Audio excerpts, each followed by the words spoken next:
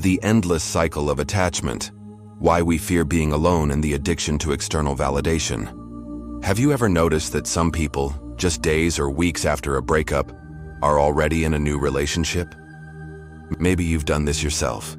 Maybe you've felt the crushing weight of loneliness creeping in after a relationship ends. And the first instinct is to fill the void, to find someone new, anyone, just so you don't have to sit in the silence. But have you ever asked yourself, why? Why is being alone so unbearable? Why do so many people repeat the cycle of attachment over and over, without ever stopping to process, heal, or understand themselves? Why do we treat love like an addiction, constantly searching for the next high, the next person to validate us, the next distraction to keep us from facing the one person we truly need to understand, ourselves? Today, we're going to pull back the curtain on this vicious cycle.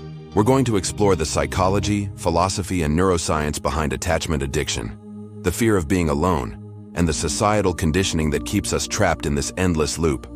And most importantly, we're going to talk about how to break free. If you've ever wondered why relationships feel like an escape rather than an addition to your life, if you've ever found yourself jumping from one attachment to the next without ever stopping to ask what it's all for, this video is for you. Imagine a person who's been in back-to-back relationships for years.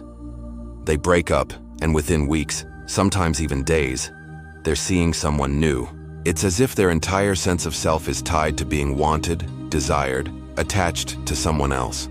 They never pause, never process, never take a moment to be alone. This isn't just a coincidence. This is a deeply ingrained psychological cycle, a conditioning, and most people are completely unaware that they're trapped in it. So why does this happen? Why do people move on so quickly before they've even had time to heal? The answer lies in a combination of neuroscience, emotional avoidance, and cultural conditioning.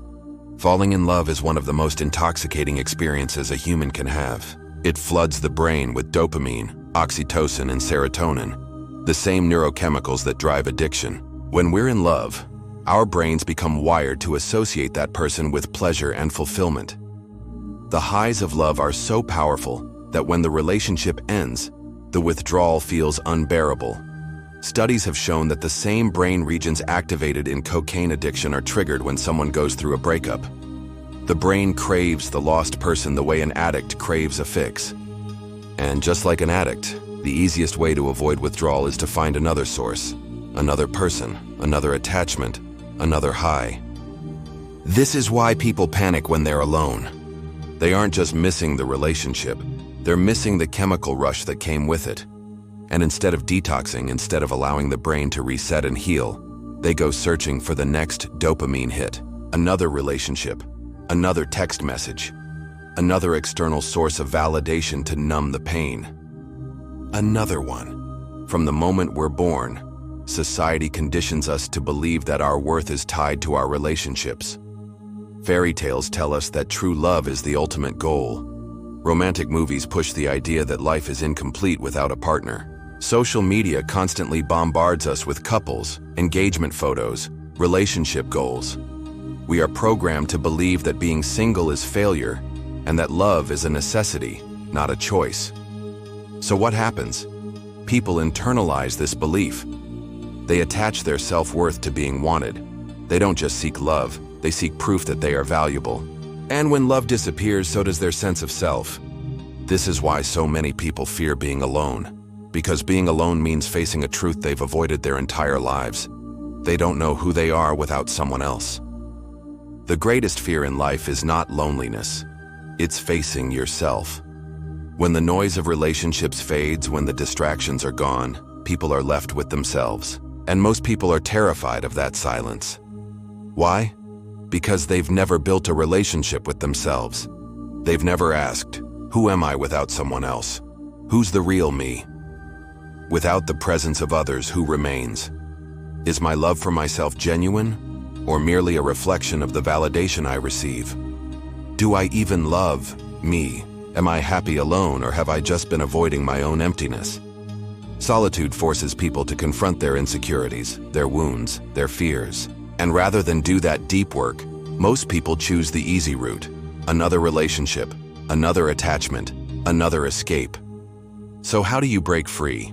How do you escape the cycle of attachment addiction and finally learn to love yourself? You detox from attachment. Give yourself time to be alone. Stop rushing into relationships. Take time to heal, process, and reflect. Find fulfillment outside of romantic love. Develop hobbies, passions, and goals that bring you joy. Love should be an addition, not an escape. Rewire your brain. Create new dopamine sources.